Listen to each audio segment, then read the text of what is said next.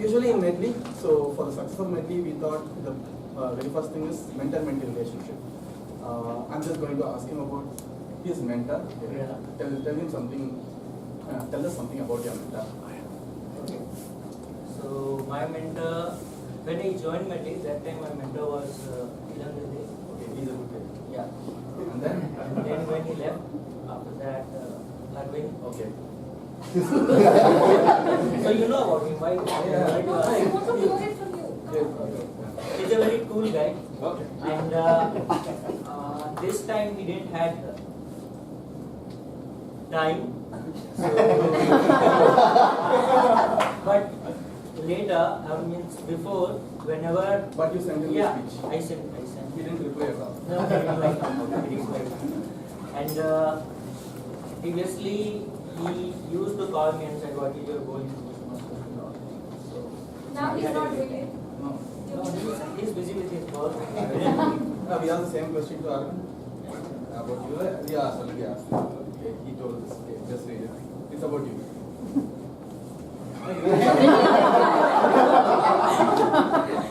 Okay. So he was in PPPR subcommittee when I joined Toastmasters International.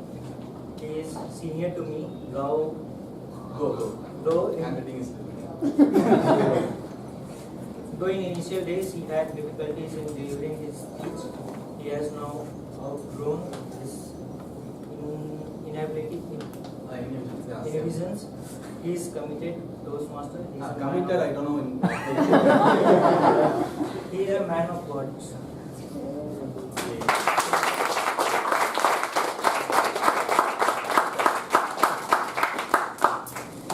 Now it's time to call the second speaker onto the stage. So this particular person is a behavior trainer. So for any other further information, please visit www.centerforcreativelearning.in because he told me that you need to market my all that before you call me onto the stage. So that guys, yeah, he told me. So that you know what kind of a person I am. Okay. So before we call him onto the stage, I would request his evaluator, Toastmaster Ramalingam, to please read out the objectives. Today, the second speaker is doing an icebreaker from Halfway, and his purpose statement is the project is for the member to introduce himself or herself to the club and learn the basic structure of the speech. All the best to the speaker and over to you. So, ladies and gentlemen, please put your hands together to welcome DTM Icebreaker.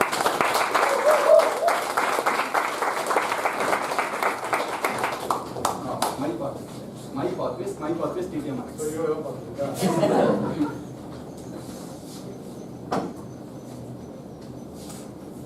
You are the average of 5 people with whom you spend most of your time with.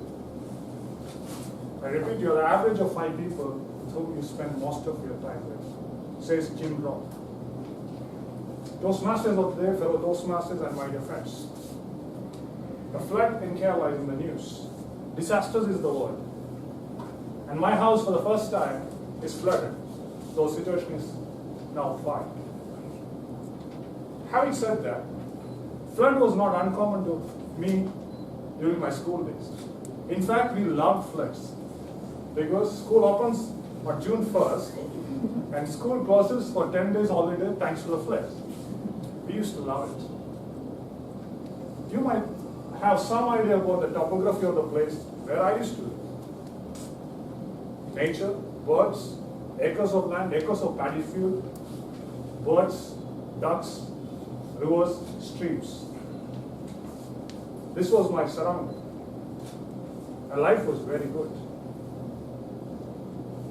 Being born to a banker and a teacher, in other words, typical Indian middle class family, the word of the day, the word of the month, and word of the year in my family was study. If you use it rightly in a sentence, my mother used to say, he doesn't study. To appropriately use it, she says, look at your sister, how she studies. But I never used to listen to the word of the day. I said, who cares? And schooling was extremely boring, nothing colorful, for various reasons, because I studied in a boys' school. But nothing but about it. I scored 72% in my 10th grade, and in Shashi Tharoor's language, it was highly appalling, unspeakable, unthinkable in my family to score such a grade. And for me, it was just another thing, who cares? After that, I still remember, after that, my parents had never told me to study. I don't know what happened. They might have been enlightened after my scores. Something happened to them. And interestingly, I took commerce in my +1 because 10 years I couldn't understand what science was. That's why I took commerce. And for my surprise and surprise of many people, when I completed my 12th, I was a class top. I still believe that was a cosmic accident. I don't know how it happened. Then I joined BCom. In life, I was enjoying the freedom, but every freedom will have a boundary, and the wall of the boundary it was written, what next in life? And it was a very serious question. I was confused. I was clueless. And to a great extent, I was hopeless too. And in 2003, I landed in Pune, where my sister and family was staying. New culture, new language, new habit, everything new. 360-degree change.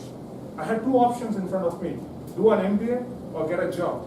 But I was so sure, I was so confident of one thing: I will never get placed if I go for an MBA interview or in the job interview. I failed in multiple interviews. Then what I used to do was, I used to study basic English, words, sentences, phrases. Like, my name is this, I come from so-and-so place.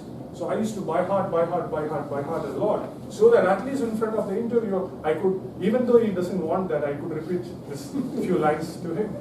So I failed. Somewhere in November 2003, I got my first job. 1,000 rupees was the first month's salary. And in 3 months' time, I left the job, which was very good for the organization and for me also. And a few months later, I got another job, which was a starting point of my career. But something exciting happened in Pune was, I could find the radical in me. Because Pune is a place where a lot of Osho followers are there. I could find a few Osho followers, and I used to attend sessions after sessions every week. I found it extremely interesting that all the subjects I learned in school. Right? And I started questioning so many things. And I started questioning the most sensitive part of an Indian culture, which is religion. And my parents were sure that I'm going in a wrong path. And many people started labeling me an atheist because I questioned the religion. But I never bothered. And life continued. And in 2008, I moved from Pune to Bangalore. And that's the place where the first day of the induction program in the organization, they told me there is something called very interesting is going to happen, and there's a person called Toastmasters is coming. Okay, he came, he started and told me there are 100 clubs in the world and so many things, and it is a place to check, and I knew that this is a place I want to be. And I decided to go to a Toastmasters club this next weekend itself. And that took 1.5 years. It took 1.5 years to go to the Toastmasters club, but after I joined the Toastmasters club, I never missed a Toastmaster meeting except for a few days when I was out of town. That really changed my life. In 2011, I moved from Bangalore to Chennai, and life was kind of technically perfect, but I was not happy. I changed jobs. Everything was technically right, but I was not happy. I did a lot of soul searching, a lot of self-discovery. I found a lot of interesting programs. Then I realized I don't fit into a 9-to-5 job. I left my job, which was still considered as a crime in my family. Last year, I was blessed with a baby boy. Somebody looking at me, asking me, am I married? Yes, it happened too. And last year, he taught me a valuable lesson. He was playing with something and he hit his head on the bed and he started crying.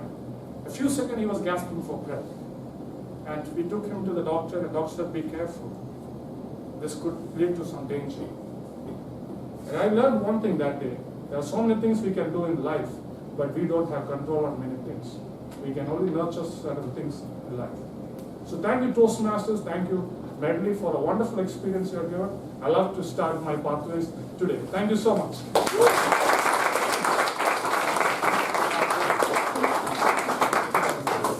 Okay, what am I asked about this mentor?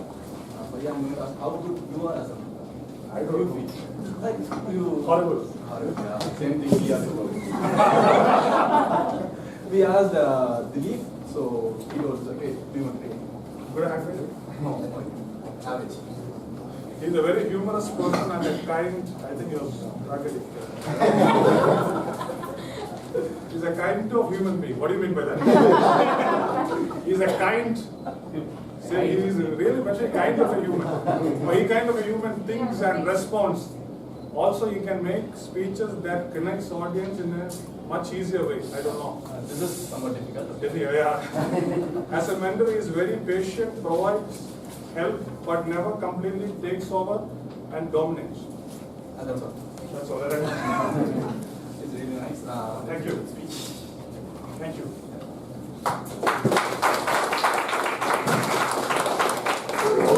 Now it's time to introduce the final speaker on the stage. So this particular person is a very humorous person, and